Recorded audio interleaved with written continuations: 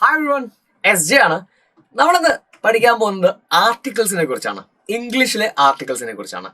എന്തൊക്കെയാണ് ഇംഗ്ലീഷിലെ ആർട്ടിക്കിൾസ്? നമുക്കറിയാവുന്നതാണ് അല്ലേ? എ ആൻഡ് ദ, ഇവ മൂന്നുമാണ് ഇംഗ്ലീഷിലെ ആർട്ടിക്കിൾസ്. ഏതൊക്കെയാണ്? A and the. ഓക്കെ, അപ്പോ ഇത് രണ്ടിനെ നമ്മളൊന്ന് ക്ലാസിഫൈ ചെയ്യാൻ പോവാണ്.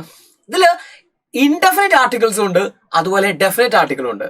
മറ്റൊന്നുമല്ല, എയും ആനും അവരെ നമ്മൾ ക്ലാസിഫൈ ചെയ്തിരിക്കുന്നത് ഇൻഡെഫിനിറ്റ് ആർട്ടിക്കിൾ എന്നാണ്. ദ ഒരു ഡെഫിനിറ്റ് ആർട്ടിക്കിൾ ആണ്. വാക്കുകൾ പഠിച്ചു വെച്ചാൽ നമുക്ക് ഇത് എവിടെയാണ് ഉപയോഗിക്കുന്നതെന്ന് പെട്ടെന്ന് മനസ്സിലാക്കാൻ പറ്റും. ദ എന്ന് പറയുന്നത് ഡെഫിനിറ്റ് ആയിട്ടുള്ള ഒബ്ജക്റ്റുകളെ പറയാൻ വേണ്ടിയിട്ടാണ്, അതിന് മുമ്പിലാണ് നമ്മൾ യൂസ് ചെയ്യുക. അങ്ങനെ ആലോചിച്ച് വെച്ചാൽ മതി. ഇൻഡെഫിനിറ്റ് ആയിട്ടുള്ള കാര്യങ്ങളെ ഡെഫിനറ്റ് തീർച്ചയായിട്ടുള്ളത് അല്ലെ, അതല്ലേ നമ്മൾ പറയാം. തീർച്ചയായും ഡെഫിനറ്റ്ലി ഞാൻ വരും എന്നൊക്കെ പറയുമ്പോൾ ഡെഫിനറ്റ് അങ്ങനെ അർത്ഥത്തിലാണ്. അപ്പൊ അങ്ങനെ മനസ്സിലാക്കി വെച്ചാൽ പെട്ടെന്ന് കിട്ടും, നമുക്ക് ക്വസ്റ്റ്യൻസ് ഒക്കെ ആൻസർ ചെയ്യാൻ പറ്റും.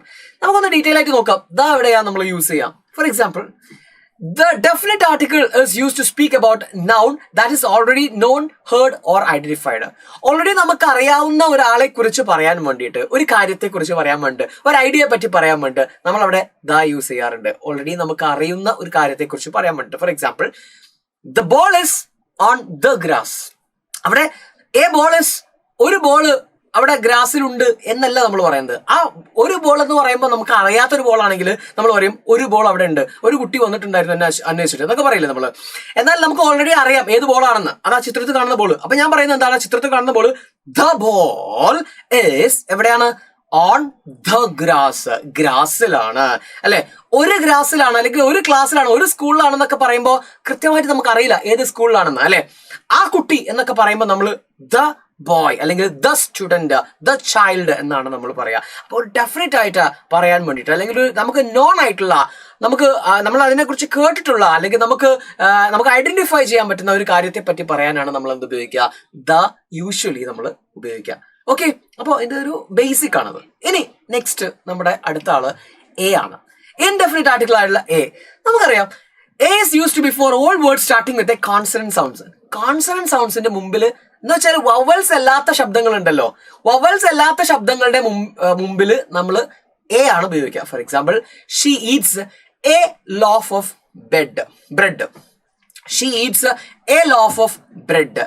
എ ലോഫ് എന്ന് പറയാൻ കാരണം ല് സൗണ്ട് ആണ്. ലോഫിന്റെ മുമ്പിൽ ല് സൗണ്ട് ആണ് വരുന്നത്. ല് ഒരു കോൺസണന്റ് സൗണ്ട് ആണ്. ഇപ്പൊ അംബർല എന്നൊക്കെ ആയിരുന്നുവെങ്കിൽ നമ്മൾ ആൻ അംബർല എന്നാണ് പറയാ അല്ലെ. പക്ഷെ ഇവിടെ ബ്രെഡ് ആയതുകൊണ്ട്, ലോഫ് ആയതുകൊണ്ട്, ല് സൗണ്ട് കോൺസണന്റ് ആയതുകൊണ്ടാണ് എ ഉപയോഗിച്ചത്. നമ്മൾ LKG പഠിക്കുന്ന കാര്യമാണ്, അറിയാവുന്ന കാര്യമാണ് അല്ലെ. ഇനി നെക്സ്റ്റ് വൺ, ആൻ എവിടെയാ ഉപയോഗിക്കുക? ഇത് നമുക്കറിയാം, വവൽ സൗണ്ട്സിന് മുമ്പിലാണ് നമ്മൾ എന്ത് ഉപയോഗിക്കുക? ആന് ഉപയോഗിക്കുക. For example, she has an umbrella.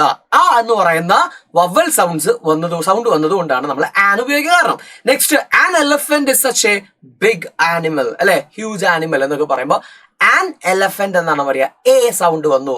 Okay, വവലാണ്. Next, the flight arrived an hour ago.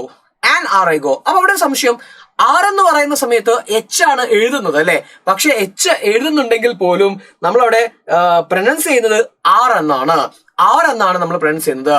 അതുകൊണ്ടാണ് നമ്മൾ അതിനെ എന്തെന്ന് വിളിക്കുന്നത്? ആൻ ആർ എന്ന് വിളിക്കുന്നത്. ഹവർ എന്നല്ലല്ലോ നമ്മൾ പറയാ, ആർ എന്നല്ലേ നമ്മൾ പറയാ.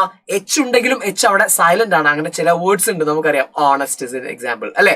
അപ്പോ നമ്മളവിടെ ആൻ എവിടേക്കാണ് ഉപയോഗിക്കുക എന്നുള്ളതും പഠിച്ചു കഴിഞ്ഞു. കുറച്ച് എക്സാമ്പിൾസ് നോക്കാം നമുക്ക്. I am a good boy എന്നാണ് പറയാ. I am a good boy. Next, he is a topper. He is not an expert എന്നാണ് പറയാ അല്ലെ. എക്സ്പേർട്ട് വവലായതുകൊണ്ട് എക്സ്പേർട്ടിന്റെ മുമ്പിൽ നമ്മൾ ആൻ ആണ് ചേർക്കുക. I am eating an apple. The Ganga is a big river. The Ganges എന്ന് പറഞ്ഞു. അപ്പൊ നദികളുടെ പേരിന്റെ മുമ്പിലൊക്കെ നമ്മൾ ദ യൂസ് ചെയ്യണം. The United States is a big country. The United States എന്ന് പറയുമ്പോൾ ഒരു കൂട്ടം രാജ്യങ്ങളെ ഒരുമിച്ച് പറയുന്നതാണ്, ഒരു കൂട്ടം സ്ഥലങ്ങളെ ഒരുമിച്ച് പറയുന്നതാണ് ദ യുണൈറ്റഡ് സ്റ്റേറ്റ്സ് എന്ന് പറയുന്നത് അല്ലെ. അതുകൊണ്ടാണ് ദ ഉപയോഗിച്ചത്. അല്ലാതെ രാജ്യങ്ങളുടെ മുമ്പിലൊന്നും നമ്മൾ ദ ഇന്ത്യ എന്ന് പറയാൻ പാടില്ല. കാരണം ഇന്ത്യ എന്ന് മാത്രമേ പറയാൻ പാടുള്ളൂ. ദ അതിന് മുമ്പിൽ ഉപയോഗിക്കരുത്. രാജ്യങ്ങളുടെ സ്ഥലങ്ങളുടെ പേരിന് മുമ്പിൽ നമ്മൾ ദ ഉപയോഗിക്കാൻ പാടില്ല. പക്ഷെ ഒരു കൂട്ടായ്മയെ കാണിക്കുമ്പോൾ നമ്മൾ ദ യൂസ് ചെയ്യും. ഓക്കെ, ഇപ്പോൾ the United States of America പറഞ്ഞതുപോലെ ദ UK അല്ലെങ്കിൽ ദ USSR എന്നൊക്കെ നമുക്ക് പറയാം. ക്ലിയർ അല്ലേ? ഇനി സ്ക്രീനിൽ കാണുന്ന ക്വസ്റ്റ്യൻ നിങ്ങൾക്കുള്ളതാണ്. ഇത് മനസ്സിലായിട്ടുണ്ടെങ്കിൽ ഇത് നിങ്ങൾ ഒറ്റയ്ക്ക് ചെയ്തു നോക്കുക. താഴെ ആൻസേഴ്സ് നിങ്ങളുടെ കമന്റ് ബോക്സിൽ രേഖപ്പെടുത്തുക. ക്വസ്റ്റ്യൻ ഇതാണ്, I so dash man near the gate. The man ആണോ എ മാൻ ആണോ എന്ന് നിങ്ങൾ ആലോചിക്കുക, ഓർ ആൻ മാൻ ആണോ ആലോചിക്കുക. Dash man is her father.